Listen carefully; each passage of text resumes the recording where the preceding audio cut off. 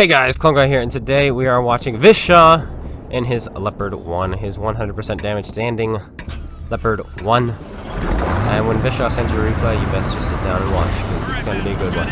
He sent us an E50M replay a little bit ago, and we used it. It was right after we chastised the E50M for not being a very good tank, and then he sent us an E50M replay. He's like, hey, watch this.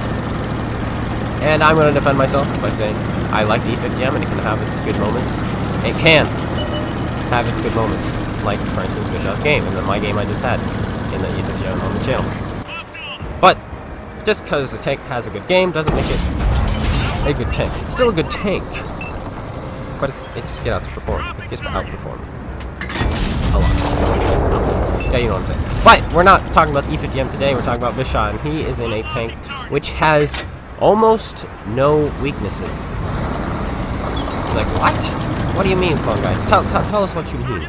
This is my second favorite tier 10 tank. My first being the FE432. My second being the Leopard 1. The Leopard 1 is just this dream tank to play, because it has everything except armor. 410 V range. Phenomenal. 65 km/h top speed. Phenomenal. 20 horsepower per ton. Phenomenal. 1950 in health. Average, which is fine. 9 degrees of gun depression. Phenomenal. 0.3 accuracy. Best in class. 1.9 seconds aim time.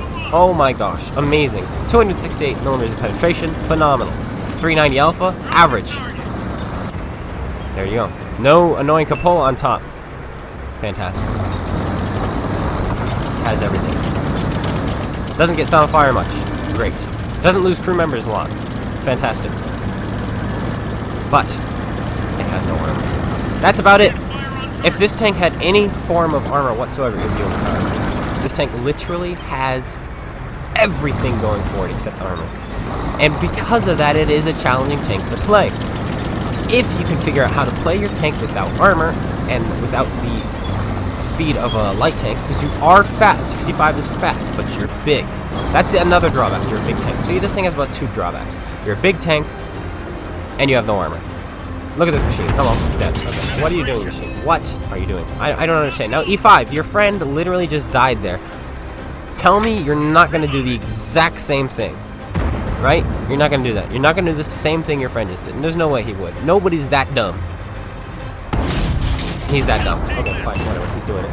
And now he's going to die. Well done, you. Watch this accuracy. 0.3 accuracy, plus food, vents, whatever else he's running. Easy. I don't think he's running vents because of his reload. I think you can get this thing's reload down to... Don't quote me on this. 6.8. 6.8?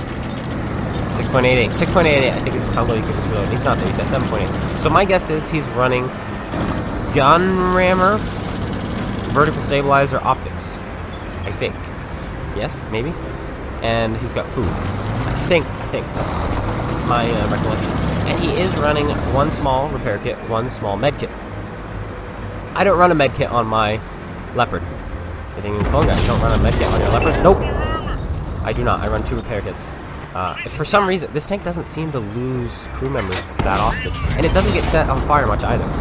So I'll go 2 repair kits and a med kit. Not a med kit, sorry. 2 repair kits and chocolate. And then sometimes I'll go 2 repair kits and med kit. You know, I don't really go with a fire extinguisher on this tank. Plus I have firefighting and I have preventive maintenance.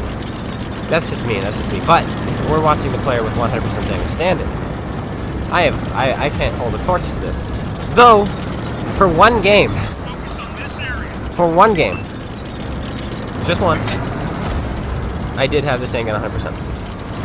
For one game. Meanwhile, he's probably had it at 100% for all his life. He probably just spawned at 100%. Just Vishaw. But, you know, I don't know. But for one game, so maybe I can kind of hold like not so much a torch or candle, but more like one of those like dollar store fake candles that you like that have like a little switch on the back. It doesn't really light anything up, but it's there. But yeah, okay. Anyway, he's found himself in the back of these 50 TPs, and he's going to start shooting them. And one thing you may have noticed is he switched to heat. And the moment he switched to heat, the first thing he shoots at is a Leopard. It's my luck too. And ready? Watch this. Going. Clone Guy, I thought you said this tank has no armor. It doesn't, but it does have enough for some auto ricochets like that.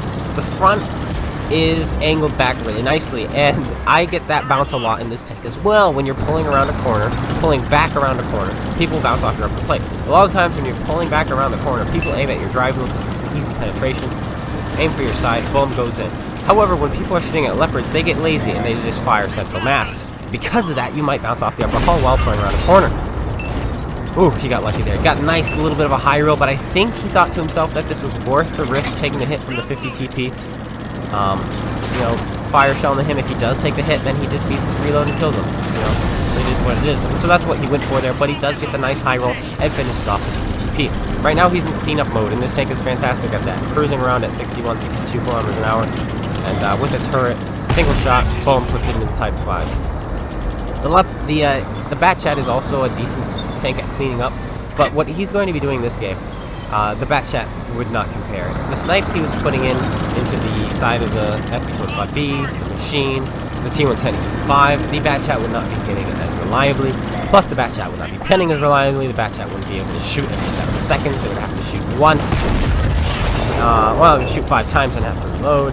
Wait 40 seconds, and you'd be hitting 1 or 2, maybe 3 shots per magazine. And he'd probably be running low on ammo in the Bat Chat by now. However, because he's an Leopard 1, every 7 seconds he just shoots. He chooses the engagements every 7 seconds. He can sit there, continue to fire if he chooses to. He can relocate, move on, and that's what he's been doing. He's been using his tank perfectly. His team was losing, but the scores get brought back. And if you notice, the 97 tanks on his team were in A1, B2, no, that grid, are all dead. They lost. They lost to the Conqueror and the IS-7. Yep. Well, that's unfortunate there. Very, very unfortunate. However, this is still very winnable. They don't have much mobility left on the enemy team, and the Leopard last we saw was about a 1 or a 2 shot. And here's a Patton. Fires off the shot, but the Patton hits him as well. In return, they trade. You don't really want to trade at this stage in the game, but it happened. The Patton was looking, and Vishaw gets away with it, taking only 1 hit, and he has a friendly ally put a 424 damage roll into him as well. So Vishaw won that trade by a landslide. So that helps too. That's really nice. And this is worth the trade. Killing.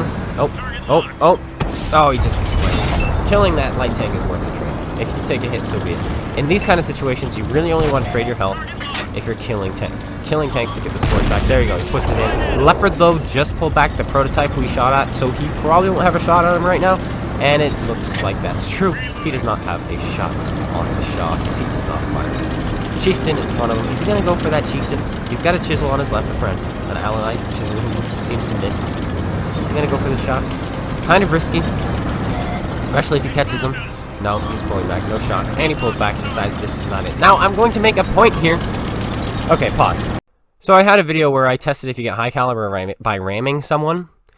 And we did ram someone and we did not get high caliber. However, I did actually shoot an ally that game, something I did not notice until someone pointed out to me in the comment section. They said, you did shoot an ally. They told me where I went to watch, and I'm like, oh my goodness, he's right, I did. I shot an ally. So does ramming actually cancel high caliber? Well, someone in the forums who works for Wargaming said no, it does not, and it's just a typo that they haven't fixed, and probably never will. And right here, boom! He rams his friend. Will he get the high caliber after ramming his friend there? I don't know. It seemed like a pretty hard ram, too. The whole tank, both tanks rocked. That would have been enough to do damage if they're on opposite teams, which tells me that that is enough damage, enough ram potential to cause damage. So, was the Wargaming employee in the forums? I wish I could find it. Somebody posted it in my Discord, and the Discord just flies. And unless I grab it, it disappears, and I can never find it. Unless somebody... Oh, look at this. Side shot. And it goes into IS-7 Magical Mystical Space Armor. It's just what happens. It's what happens. It what happens.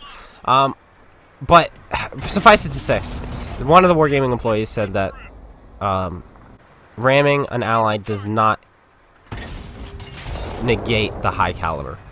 And so we'll find out if he gets a high caliber here, because come on, he's up to 7,437 damage, okay? This has to be a high caliber. Okay, IS-7. Why on earth do you have armor like that? He changes his mind. I'm not going to shoot the IS-7. I'm going to shoot this chief because he's advancing. I don't know what's going on in the party chat. who he's playing with. They might have called out the chieftain. If the chieftain is rushing us, shoot him, shoot him. Which is the play. You could argue, you know, he should have shot and killed the low health tank, but you know, the low health tank is pulling back, so he's not really a threat anymore. And you know what? He gets finished off anyway. You want to kill the tank that's a threat, and that would be the chieftain who's, you know, pushing up on his allies. And look what he just did, which a bat chat would not be able to do. He rolled into a new position, got out of their view range, and just started putting shots in their sides very consistently because of his accuracy. Oh, but the bat chat can do that too. Yes, it can get to people's sides and put shots in, but not very consistently. You have 5 shots in the bat chat, and then you're done. And seeing how many shells bounce off the... Oh, ready? Miss. He had probably about 19 shots out of 20 would have hit there, that Leopard prototype in this Leopard 1. And he rolled his D20, rolled a 1, got a critical fail, and he missed. That's unfortunate there, but you know, it is what it is. It is what it is. Anyway, back to the bat chat. If he was in a bat chat, he probably would have put 2 shells in, because he shot the IS-7 3 times, and then he shot the chieftain twice. And I wouldn't be surprised if every shell fired at the IS-7 would have missed or bounced. So, and plus he was able to, after those bounces, fire more shells off. And then he put a couple more shells into the IS-7 after that. And yeah, so yeah, okay, you know, this game would not have happened in the bat chat is all I can say. That's all I'm trying to say right now. He's up to 9,000 damage. He's just putting side shots in this guy, who's probably pretty aggravated right now. He's like, gosh darn, man, this guy keeps flanking. Well, didn't I just have a Leopard prototype up there? What happened to my Leopard prototype? Yeah, your Leopard prototype left. He was smart doing so, because Leopard prototype was a one-shot. And he ammo-racked him again. That's the second time this guy's been ammo-racked. He's so close. Fires it off. Finishes him off. So close to 10,000 damage. He's 1 shot away. And when you're this close to 10,000 damage, guys, you can smell. And you're just like, come on, come on. And your fingers, your hands are like, oh boy, I can do it, I can do it, I can do it. Or that might just be me, because I've only broken 10,000 damage once. And I've gotten to 9,800 so many times. It's not funny. It's not funny. And you're just like, I just need 1 shot. 1 shot. 1 shot. It's all you need. And then you just don't get it. But will he get it this time? He's got a nice side shot. Oh! Goes in the back of the turret, even though, you know, he was shooting at the side of the turret. But he pulls forward at the same time. Boom! There we go. Fires it off. Hits him, pens him. 10,000 damage in the Leopard 1. Going for the lower plate now. And it goes into the upper plate. Clone guy, I thought you said this gun was accurate. It is, it is. I promise. This is one of the best guns ever to use. And you ready? Rolls the D20. Gets the 1 yet again. Listen, Vishaw, buddy old pal. This is my recommendation to you. Don't play Dungeons and Dragons, okay? It's not a good idea. You're just going to roll a bunch of 1s. And it's not going to help you or your party. Alright, that's my recommendation for you today. Stick to World of Tanks. Stick to World of Tanks. Now he's got the side of turret. Doesn't even aim it. Flies in. Leopard 1. Alright, it's German accuracy. That's what they tell me anyway. It's like, it's German accuracy. Sometimes it works, sometimes it doesn't. Takes a hit from the side by the Leopard. Does not finish off the E4. If the E4 hits him here, he could be dead. No, the E4 fluffs the shot. Why would he be dead, you may be asking? Because then he'd be 1 shot for the Leopard prototype, who somehow misses. Misses the shot on the Leopard 1. The Leopard 1 was barely moving. The Leopard prototype was standing still. I don't know how it does that. Maybe he should have auto-locked it. Situations like that, auto-lock is your friend, in my opinion. But there we go. He does it. 11,000 damage by Vishaw. Numbers I only dream of. I just never find myself in good positions, I guess. So take notes. Take notes, guys. 11,000, 17 damage, 400 assisted, 7 tanks destroyed. 100% damage standing on his Leopard 1.